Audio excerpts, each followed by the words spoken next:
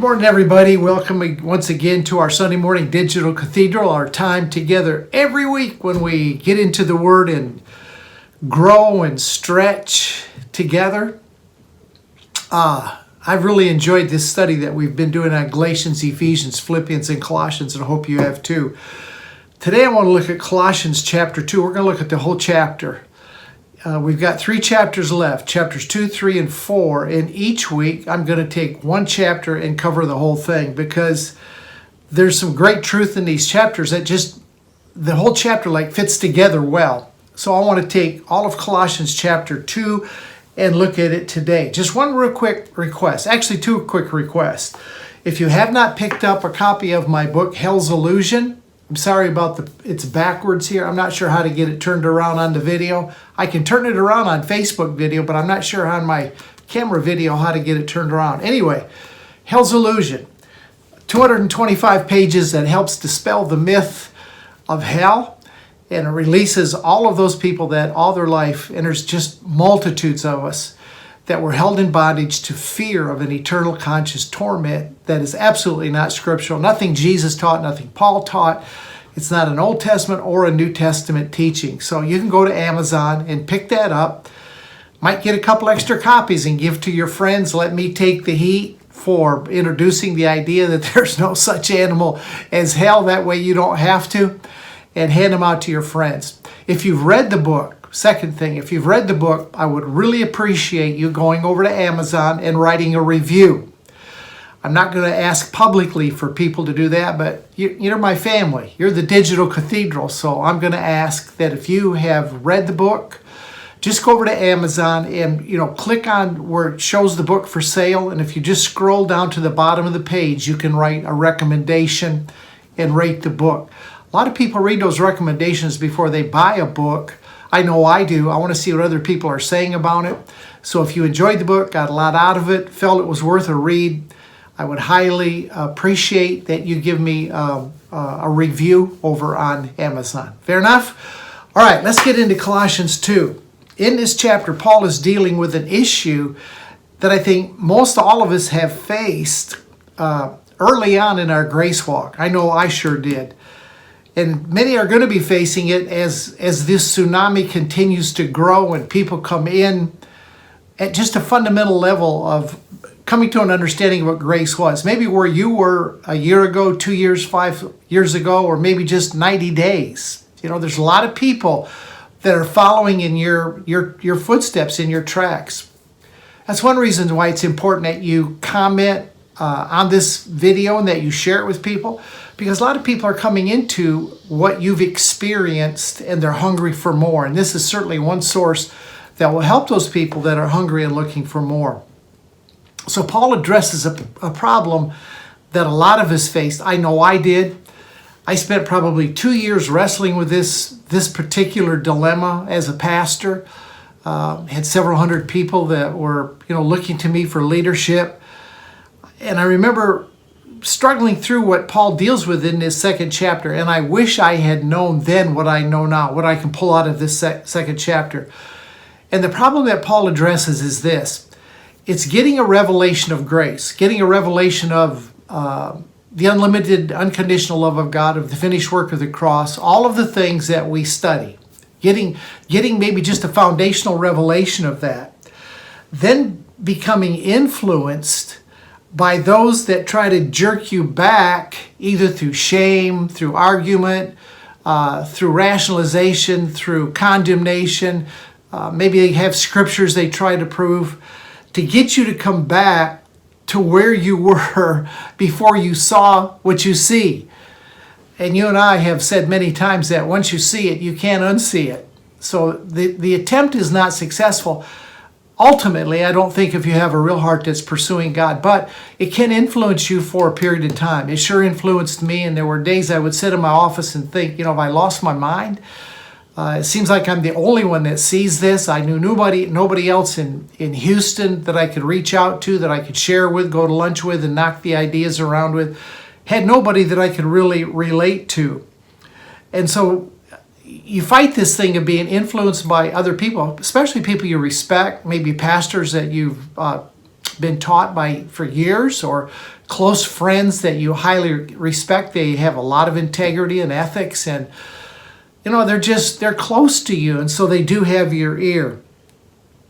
Now, one thing I've noticed is that influence to pull you back from where you are now always comes through people that think they have an understanding of the Bible, or they're religious in their ideas. I've never had a person in the world, quote, in the world, that hasn't had their eyes opened yet. I've never had any of those try to dissuade me from what I was seeing. In fact, most are fascinated. They want to know more because it's entirely different than anything they've ever heard. Even if they're not going to church, they have enough, because of our culture, enough spiritual background to know there's a heaven, they think, and a hell, and that the good people go to heaven, the bad people go to hell. So when you begin to talk to them about grace and unconditional love, it sparks their attention.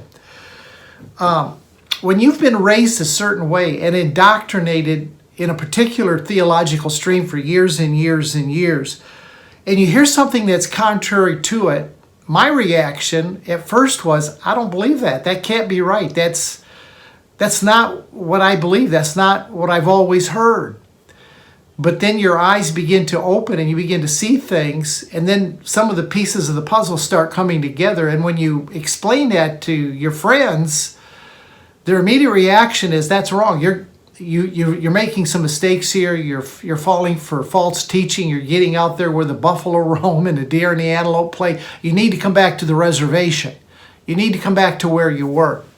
So, Jesus encountered the Pharisees. The Pharisees were the group that tried to discredit Jesus. They opposed the freedom that Jesus was bringing. They opposed the intimate relationship with the Father that Jesus was inspiring. And, the co-crucifixion that Paul would teach. In John chapter 10, Jesus encountered this. And let's just walk through this a little bit before we really get into the meat of Colossians chapter 2, because this really is the problem that a lot of people face when they first come in to some new truth. And the amazing thing is, the more truth you come into, the people that might have started with you in a grace walk, but haven't gone any further, now as you move on to inclusion, as you move on to the illusion of hell, and you dismantle that, they can become the ones that try to bring you back to just the foundation of grace. Grace is the doorway into the treasure house of the riches of God.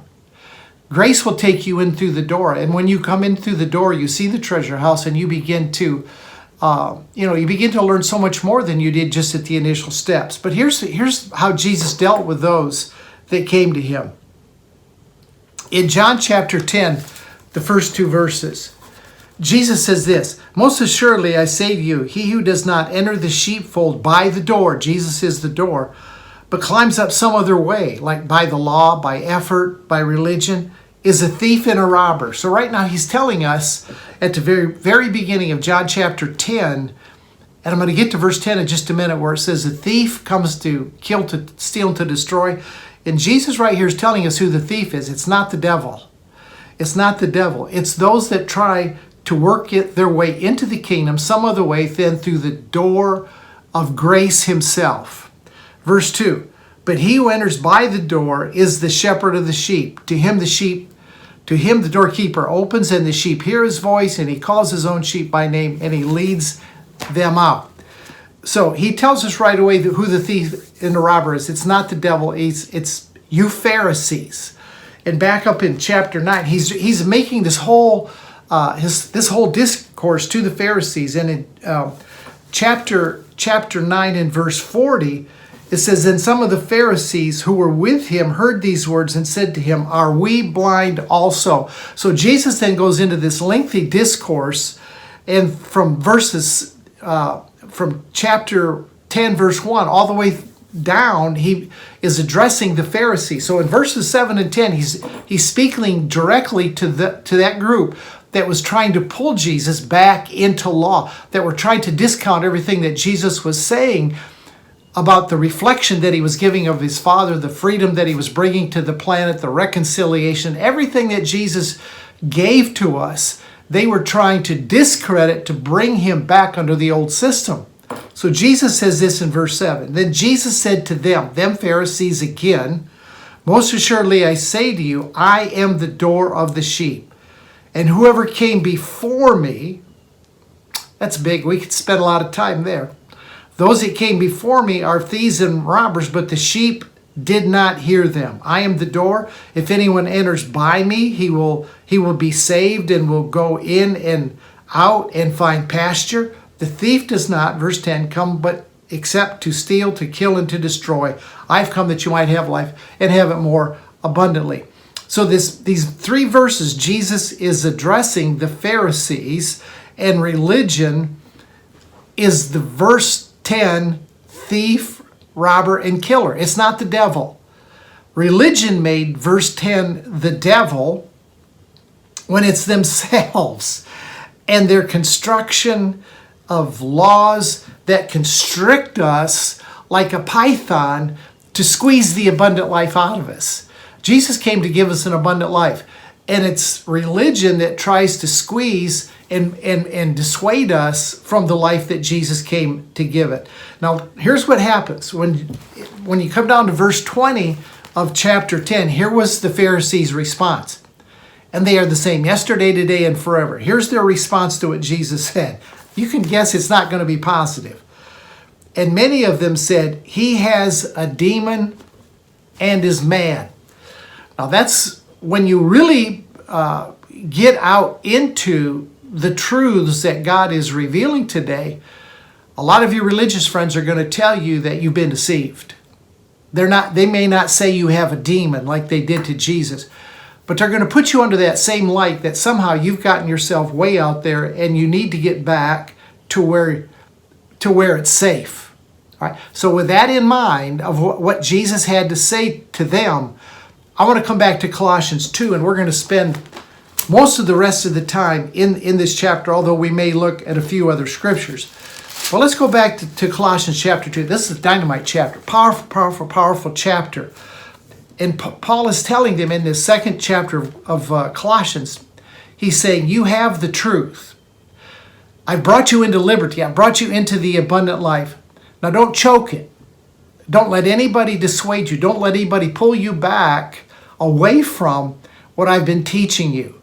Don't let go, no matter how educated they seem, no matter how sophisticated the argument, no matter how tricky the Pharisees seem to be or the legalist tries to pull you out of what you found. Don't leave what I've been teaching you. Now, it can be the Pharisees of Jesus' day that does that. It could be the Judaizers of Paul's day, or it could be the evangelical church of our day, right? The Jews of Jesus' day were 100% law, right? They were not satisfied with anything except the 613 laws of Moses and keeping them, and that's how you found favor with God. Now, by the time Paul got on the scene and introduced the gospel that Jesus revealed to him, it moved to what he called Judaizers. And the Judaizers were a mixture of law and grace, right? They said, yeah, we believe in Jesus, we believe in the gospel of grace, but you must be circumcised, so they brought a little bit of law back in. Now, the evangelicals of our day that tried to rob us of our life, they have what I often refer to as the bait and switch gospel. And the Judaizers kind of put the law out front, get circumcised, and then come in and receive the grace. And of course, the Jews had no grace whatsoever. But the evangelicals of our day have been pretty smart. And so they put the grace out front, and they say, yes, we'll receive you. Remember the song we used to sing, just as I am without one plea? Okay, they say, come on, just like you are. Jesus will take you just like you are. That's the grace. But then once they bait you, they switch you to the law. And once you're in, then it becomes all the things that you must do and the things you cannot do in order to retain what it is that you got by grace. Now, isn't that amazing? Most of us were raised up in a church that believed you got it by grace, but you kept it by works. It never entered our minds that if we weren't good enough to get it, how could we be good enough to keep it, right? It's either all by grace or it's not. So the thief of the free abundant life has one objective, and it's not to give you the abundant life. The thief of the abundant life has one objective, and that is to conform you to their form of religion. whether it's Calvinist, Armenian, charismatic, I don't care what it is. What their objective is to disciple you, and that's what discipleship is about today, is to conform you to the pattern, to the image of what they are all about. Excuse me. And most of you that have jumped outside the box, you have found out that religion plays dirty. They will resort to anything, including setting you outside the camp and ignoring you. That happens so often. And that's what Paul's getting at in this chapter. So Paul deals with the appeal that those hip deep in religion make to those that have stepped outside the box. So there's three things in this chapter, and we're going to cover these three things in the next few minutes. Three things Paul really gets at. Number one, he tells them what they've been freely given. Number two, he tells them how they got what they were freely given. And number three, toward the end of the chapter, he says these are the things that want to come in and steal what you have been freely given.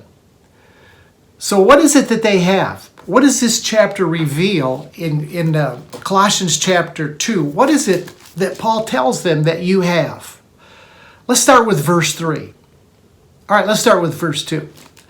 He said that their hearts may be encouraged, being knit together in love, and attaining to all riches of the full assurance of the understanding, to the knowledge of the mystery of God, born of the Father and of Christ. All right, now here's what they have. Verse 3. In whom are hidden all the treasures of wisdom and knowledge. In whom are hidden all the treasures of wisdom and knowledge. Now stop just a minute. If they have all the treasures of wisdom and knowledge, where do they reside? If the Father and the Christ have all the treasures of wisdom and knowledge, where do they reside? They reside within you, right? Remember John 14:20, Jesus said, in that day you'll know that I am in the Father and that you're in me and I'm in you. There's an entanglement with you, the Father, the Son, and the Spirit, right? So they dwell. We are one with them. So within you lies all the treasures of wisdom and knowledge. Now knowledge is knowing, but the knowledge he's talking about is not intellectual knowledge. It's a knowing that you know. It's the word gnosis. Gnosis. It means a knowledge that is gained by personal relationship. You know, some of you know me just from the digital cathedral by what you observe. Others of you I know because we've gone to lunch together, or you've come to a conference where I've taught. We've spent some time. We've got to meet each other. So you know me on a different level than those that just know me from the internet, from social media, or from the digital cathedral Sunday and Wednesday night, right? So some of you have spent time with me. Some of you have gone places with me, and you know me on a deeper level. That's what gnosis is. He says, in you is hidden all the treasures of knowledge. Coming into that knowledge, it comes through an intimate relationship with the Father, through the Son, and the Spirit. That entanglement together creates a release of knowledge within your life of who they are, what they are, and how they think. The mind of Christ has been released in you, and you acclimate that mind into your thinking, and you release your mind and grasp his mind through that intimate relationship. All right? Now, we might call it revelation knowledge. That would be a pretty good term for it, revelation knowledge. It's what Paul received directly from Jesus when Jesus appeared to him on the road to Damascus and then spent time with him in the desert. The message that Jesus revealed to Paul came because of that knowledge, that intimate relationship, the gnosis. He says not only is that, but that you are endued with the wisdom from the Father through the Son and the Spirit. Now, wisdom is knowing how to use the knowledge, right? How to apply it, how to put it into process, how to make it workable in your life. So there are two things Paul says to the Colossian Christians that you have. He says, deposited within you are the treasures, all the treasures of wisdom and knowledge. Let me read that third verse again. He said, in whom are hidden all the treasures of wisdom and knowledge. In them are hidden, and they are within you. So within you is what they possess, which is all wisdom and knowledge. So you have that source within you. Now the trick is how to draw it out, right? Both the Father, through the Christ, dwells in you, which gives you access to within of all wisdom and knowledge. But the trick is, how in the world do we draw it out? Now, there's a verse in Proverbs that I think is very beneficial on this. You know, I'm all about the do, right? I'm all about learning how to manifest it, how to put it into action. I've kind of learned that I'm not to just show to you the Christ, I'm to show the Christ within you, right? I just don't show Christ to you, I show the Christ that's in you. How to get him out, how to work it out, how to move in it. There's a verse in Proverbs chapter 20, so hold your finger right there in Colossians if you're following along with me, and come over to Proverbs chapter 20, and I want to read one verse that helps us to see how to draw this out. Proverbs chapter 20, let's see, what verse is it? Verse 5. He said, counsel in the heart of a man is like deep water. The wisdom and knowledge that has been deposited in you through the indwelling of the Father in Christ is deep water. It's there. That's the counsel. You want the counsel of their wisdom and their knowledge, right?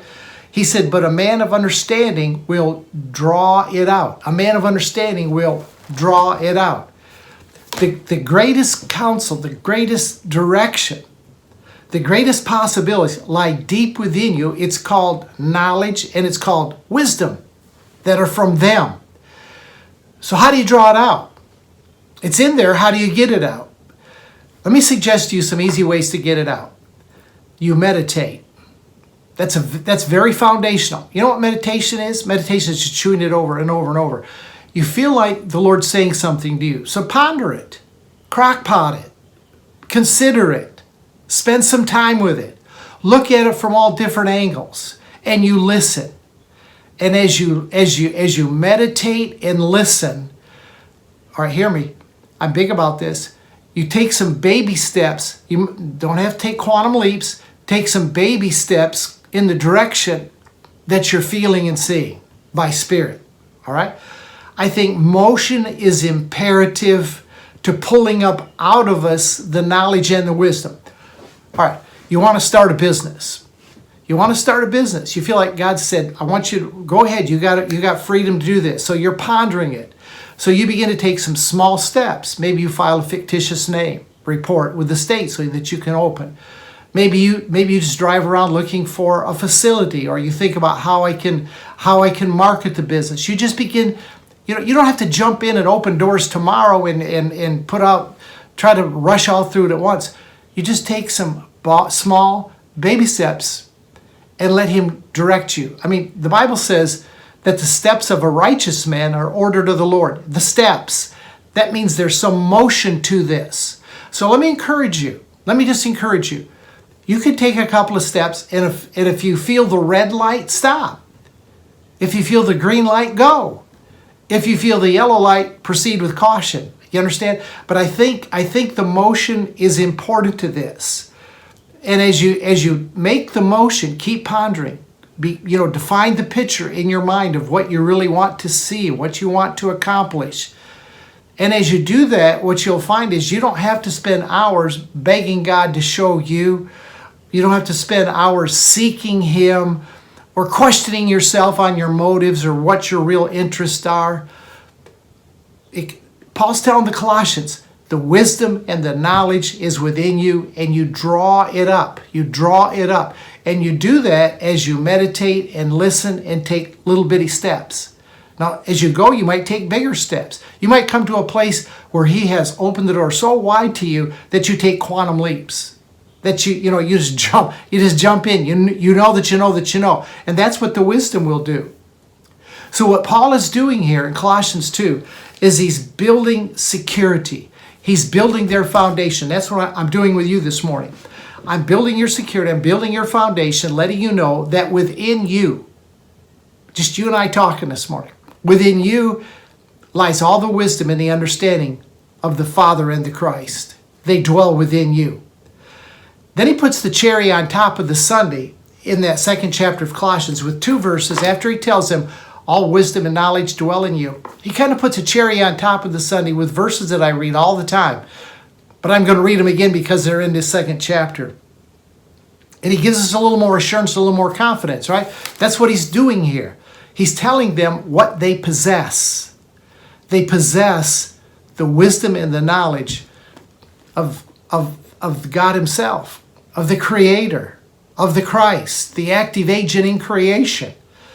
I think you followed me enough to know that the Christ is the divine part of Jesus. The Christ took flesh and became Jesus, Emmanuel, God with us. But the Christ is the active word in John 1 that created everything. And he became flesh. The Word, the Christ, became flesh. So the Christ that dwells in you is the same creative force. Man, this is amazing. It is the same creative force that created the worlds. Don't you think he can create your business? Don't you think he can create your finances? Don't you think he can create your health? Whatever you need lies within. And where we get tripped up is when we start looking for a source without rather than within. If within you lies all the treasures of wisdom and knowledge, then what are you going to find on the outside that is not within? I think we need to learn to shift gears right here. You need knowledge. You've opened a business. You need knowledge how to run it. You need wisdom. It's within you. He may direct you to a book to read. He may direct you to a mentor that can help you. See, be open to whatever he says. That's why Jesus said, I only do what I see him do. I only say what I hear him say. He was open to whatever the Father was doing. Be open to what the Father's saying. He's building confidence into them that they have what it takes. Then he kind of puts, he really brings it to a finality of what they have in verse 9 when he says this about Jesus, that in Jesus dwells all the fullness of the Godhead bodily. In this flesh man Jesus dwells the fullness of the Godhead bodily. In this one man, Father, Son, Christ, all is within Jesus, the man. The Father, the Son, and the Spirit, all within the flesh manifestation of Jesus.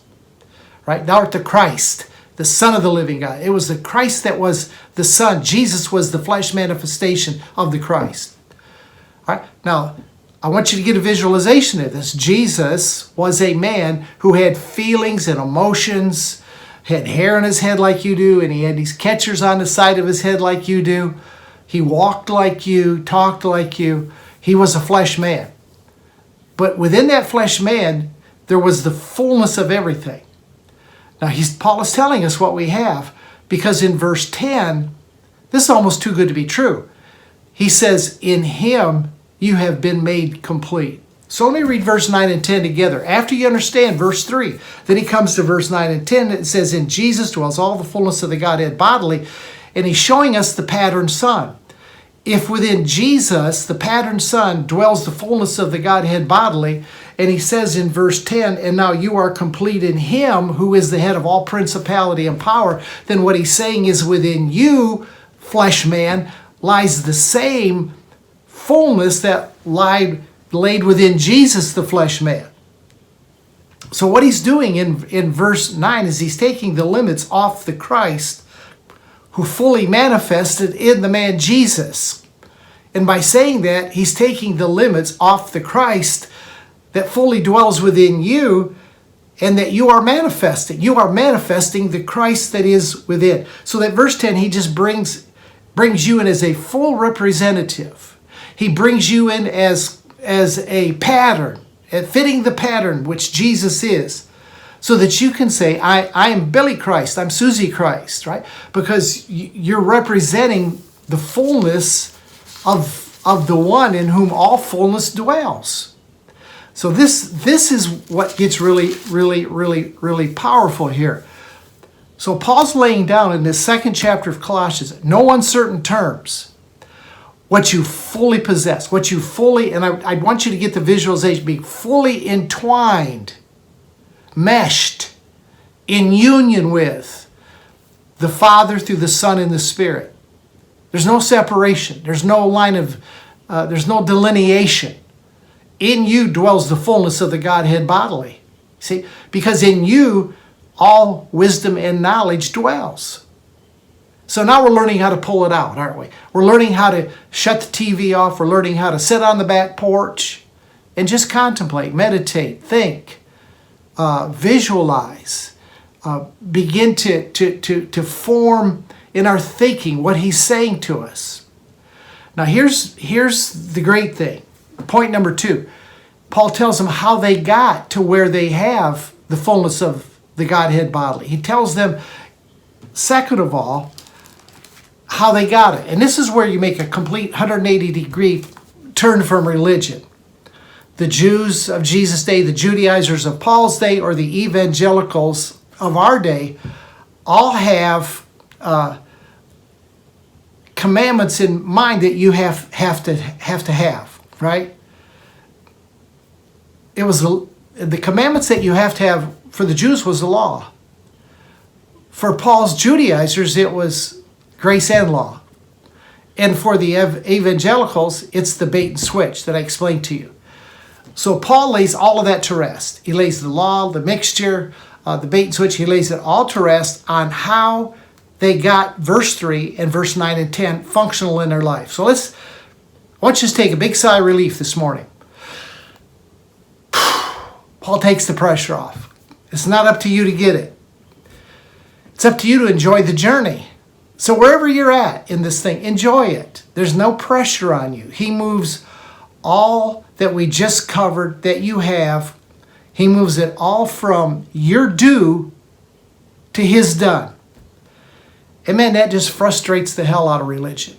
It really does. Literally frustrates the hell out of religion, because whether it's the Judaizers, the Jews, the Judaizer evangelicals, it's all built on do. You must do.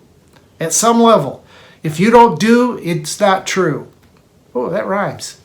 If you don't do, it's not true to religion. So in verses 11 through 15, I want you to notice in these verses all of the in him, with him, because of him, all that he says, right? In these four or 5 verses, he's going to take all of the do out of it, and he's going to bring all of the done in. Watch verse 11. Colossians 2:11. In him you will also circumcised with the circumcision made without hands. So it wasn't a physical circumcision, it was a spiritual circumcision. By putting off the body of the sins of the flesh by the circumcision of Christ. Christ did not circumcise you physically. He circumcised you spiritually. And what did he circumcise? He circumcised off of you all of the condemnation, all of the guilt, all of the fear, all of the sin consciousness, all of the things that the Jews, the Judaizers, and evangelical Christianity put on you that you must do, that you couldn't keep up with, that was impossible for you to accomplish. He severed all of that. He cut it all off. He cut the sin consciousness that evolved because of what the evangelical church told you that you have to do. He said, I've done it. I'm cutting it off of you. I'm removing it from your life. I don't know how much more plain I can make it. It's extinct. It no longer exists. So the only power that it has is what you give it. See, religion empowers flesh. It really does. When religion tells you not to do, that empowers flesh to do. Isn't that what Paul meant in 1 Corinthians 15:56 when he said that the strength of sin is the law? You give somebody a law, you've just encouraged their flesh to break it. Like, you ever been on a short fast, maybe 3-day fast? Maybe 7 days. Longest I've ever fasted, I think it was 20 or 21 days. I can't remember. That's when I thought I could twist God's arm to do what I needed to have done by fasting. If you've ever been like a 3-day fast before you really discovered grace and that you have the bridegroom, you have the Jesus so you don't fast, right? He said, when you don't have me, that's when you fast. But we got him. You're going on a 3-day fast. You tell yourself, I'm not going to eat for 3 days. I'm not going to have no food pass through my lips for 3 days. I'll drink water, but I'm not eating. You've just set yourself up to fail. Every billboard you go by has a Big Mac on it. Every place that you go by, you smell pizza cooking, right? So what does your flesh do? Your flesh begins to war against that law that you have self-imposed yourself with. So about the end of the second day, bottom of the third day, say, I guess I've gone long enough, I can eat now, right? So you eat, then what happens? You feel condemned. You feel guilty. I didn't keep 3-day fast. I failed. The strength of sin, of missing the mark, false identity, is the law, right? Religion empowers the flesh. So you don't live out of that. In fact, Galatians, we went back when we were in Galatians, the first book that we studied. One of the early things that we learned early on was Galatians 2:20, that I've been crucified with Christ, and it's no longer I who live, but Christ lives in me. And the life which I now live in the flesh, I live by faith, by the faith of the Son of God who loved me and gave himself for me. So I'm not living out of this flesh anymore. I'm living out of a Zoe life, out of a Zoe life source, and that's now I'm not enthralled with keeping flesh regulations anymore. It's all been circumcised off. All of my due is gone. I have no more due. All right, now verse 12.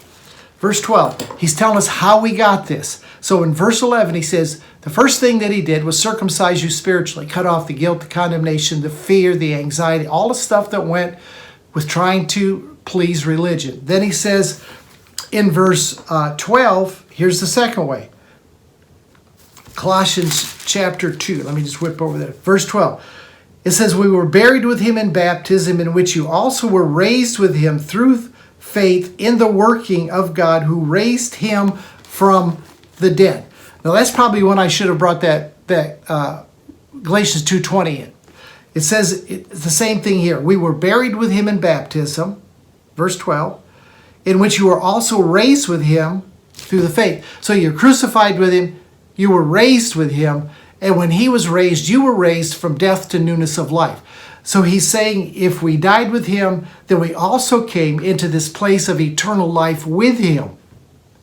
So he's saying, here's how you got what you got. Here's how the wisdom, the knowledge, the completeness in him, here's how it happened.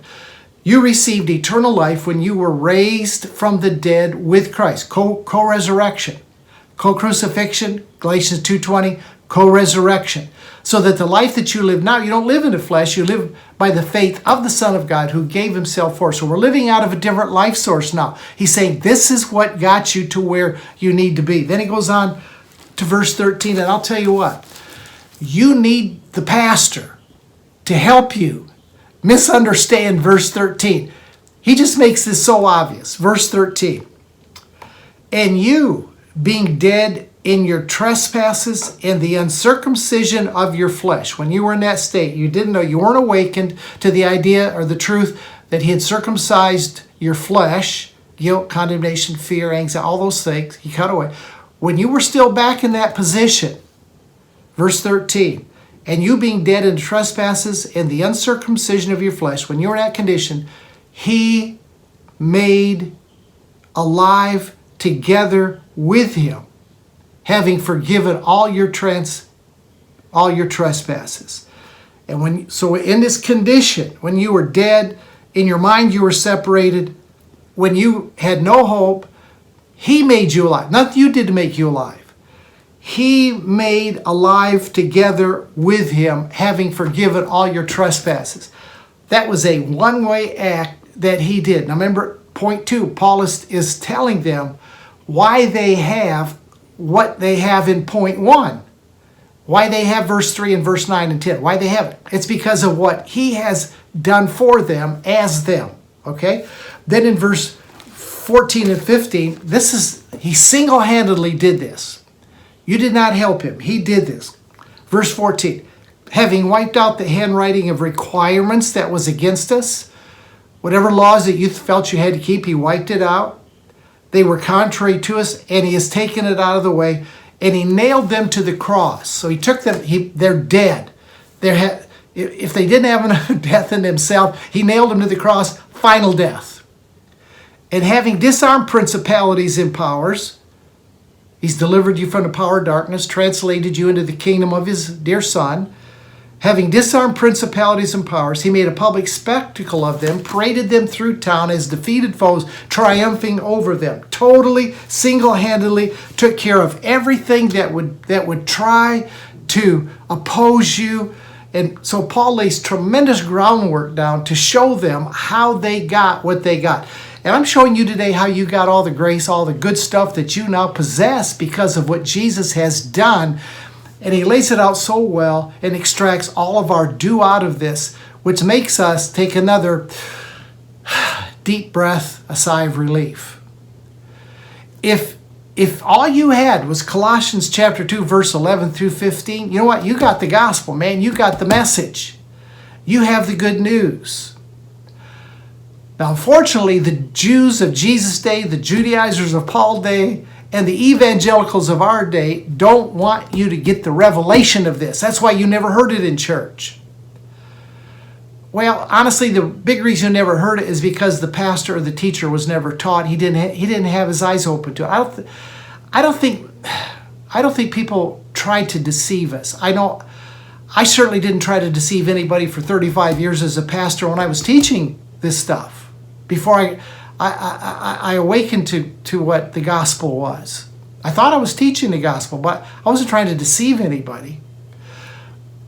But our eyes were blinded, and we don't want people today, and I think there are some today that don't want you to get it, that are seeing what we're saying, but they don't want you to get it because it eliminates your need of them telling you how to live, how to gain favor from God. Go to 10 churches Sunday morning, if you can go to 10, and you will hear in all 10 ways to improve yourself, to make yourself acceptable to God. You'll hear 3 steps to victory, 4 steps to answered prayer, 5 steps how to live a victorious life. And all of it is behavior modification of what you need to do to make yourself right with Him. All right? So now, point 1, he tells them what they have. Point 2 tells them how they got it. Then in this third point, he's going to show them what tries to steal, kill, and to destroy what they have right now. Who you are already today. Whoever makes you feel like you don't have point 1, they're trying to take it from you. I don't care what it is or who it is. Anybody that tries to make you think you don't have what we talked about in the first point, the treasures of wisdom and knowledge, the completeness in Him, of the Godhead in bodily form within you. Anybody that tries to detract from that, they're trying to kill, steal, and to destroy. And when those people come to you, you need to run from them. I mean emotionally. You could still love them, hang out with them, go to lunch with them, whatever. But I'll give you a real piece of advice that I've learned. I'm telling you from experience. You need to put some boundaries around your spirit. Put some boundaries around your emotions, around your subconscious, and allow no contaminated seed to be dropped into your heart. Those that come to steal, kill, and to destroy, I'll tell you what, some are very persuasive.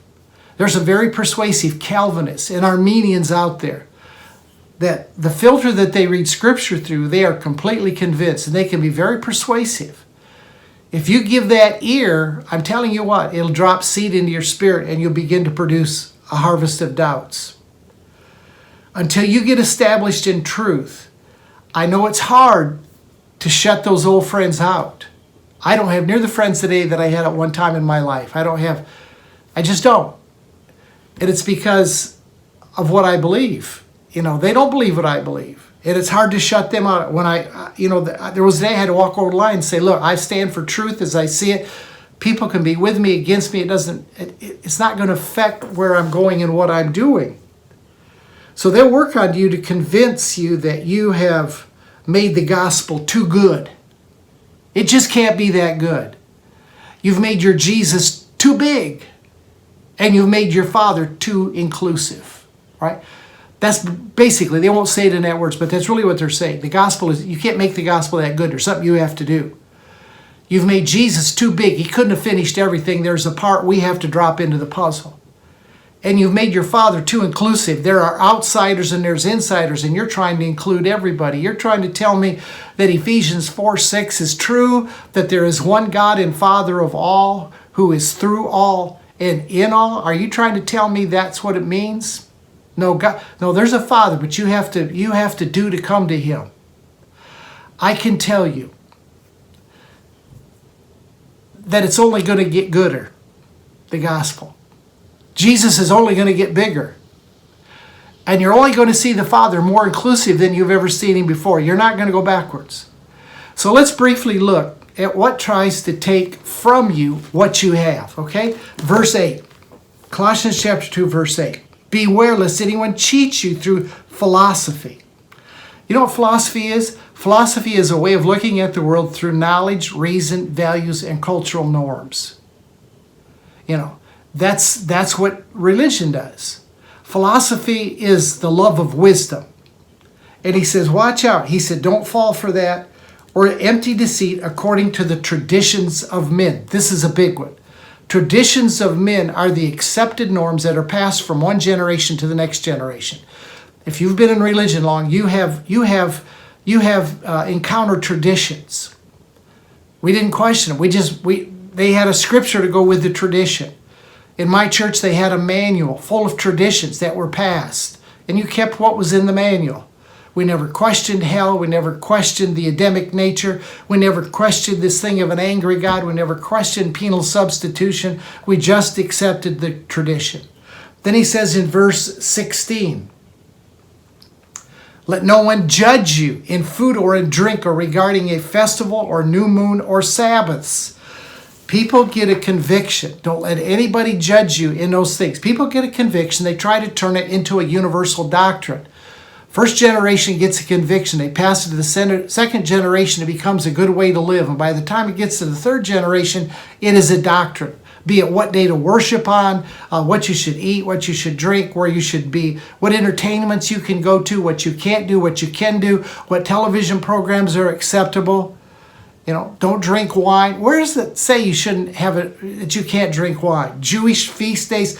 All those are burdens that are placed on us that rob us of point one, what we have been freely given through point two, right? And then he says the last thing, verse 18, religious humility. And I'm running short on time. Religious humility. Well, let me read the verse. Chapter 2, verse 18. Let no one cheat you regarding taking delight with false humility, worship of angels, intruding into those things which he has not seen, vainly puffed up by his fleshly mind. Religious humility, man, it sounds so good, so pious. People that fast all the time, read through the Bible every year. I mean, the talk is so good, and they talk such a good game, and they know the scriptures, and they can argue their case. What they're trying to do is what the Pharisees did, and that is to search the scriptures to try to find life in them. And it makes them very pious, makes them very self-righteous. He said, don't fall for that. That is the most, you can, now that you are where you're at, you can smell that one a mile away. That's probably the least difficult to avoid. You can smell it, that false humility, a mile away. So then he concludes it. I shouldn't have closed my Bible. I thought I was done, but I forgot. Let me conclude this up. He concludes it in verses 20 to 23. So he says in verse 20, therefore, or the conclusion of the matter is this. If you died with Christ from the basic principles of the world, why, as though living in the world, do you subject yourselves to regulations? So Paul is saying, he's laying down point one. He said, what Christ did through your death with him as you, nothing can be added to that. That's what he's saying in verse 20. Let me read it again. Therefore, if you died with Christ from the basic principles of the world, why, as though living in the world, do you subject yourself to the regulations of the world? Don't try to add to what you did with him and him as you. You can't add to it. He's saying it very, very clearly. So don't bite the bait. Don't bite the bait that more needs to be added to Christ's full, completed work as it manifests in you. Just let the work manifest. Don't bite the bait that you got to go to church every week. You have to tithe. Don't bite the bait. Then verse 21 and 22. Don't touch, don't taste, don't handle, which all concern things which perish with the using according to the commandments and doctrines of men. What's he saying here? He's saying all these little things that religion tries to add, they have no lasting value. They perish. You have to do them and do them and do them because they are in fact man-created, man-empowered, and man-enforced. There is no condemnation to those who are in Christ. He circumcised that off of you. Then in verse 23, he says this, these things indeed have an appearance of wisdom in self-imposed religion, false humility, and neglect of the body, but are of no value in the indulgences of the flesh. In other words, they look good, they sound good, they have no power, and they don't work. You and I both have friends that are in religion that are working their head off. And they're no further down the road than they were 5, 10, 15, 20, 30 years ago. They're still going through the same motions, trying to get a different result out of doing the same things. That's not the journey you're on. The journey you're on is new every morning, man. I mean, every day you're discovering something you didn't know the day before. This is a joyous journey. I'll tell you what, back in the religious days, it got a little boring because you kind of knew everything that was to be known, right? You knew everything that everybody believed and what you should believe. So when you showed up to church, you just had like a wagon running over the same wagon rut week after week. It just made it deeper and deeper. It entrenched you more.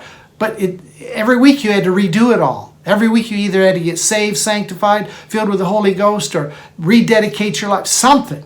You had to do something. And Paul says, forget it. It doesn't work. Colossians 2 is an awesome chapter. I just kind of took the tops out of the trees. There's so much more in this. And someday I might come back and just do Colossians because, man, it is a deep book. Paul clearly lays out, number 1, what we fully possess. Number 2, he shows how we got it, verses 11, 15. And verse 3, he highlights and outlines so clearly those things that are thieves, Jesus said, that come to steal, to kill, and to destroy. All right, this week, let's consciously live in the fullness of the Christs that is us. Let's fully live in just the consciousness of our Christedness. Can we do that? You say, well, I don't really understand. I don't feel it all. Well, I just want you to then begin to think about it. Begin to meditate what it means to be filled, verse 10, with all the fullness of the Godhead bodily. What does it mean? How does it feel to be complete in Him? I'm telling you, all these little tentacles begin to come off. All these little ties and cords. And the more that comes off, the freer you become. This is a great walk, great journey. And I don't know of any people that I would rather make it with than you people that are right here at the Digital Cathedral. We're an expanding group. We're worldwide. And you're part of that influence. And I appreciate your prayers and support as we do this work together. See you Wednesday night. Back next Sunday morning, we'll pick up chapter 3 of Colossians. You might want to read a little bit ahead of time. Read it in a couple of versions. Let's get ready for Colossians 3 next week. God bless.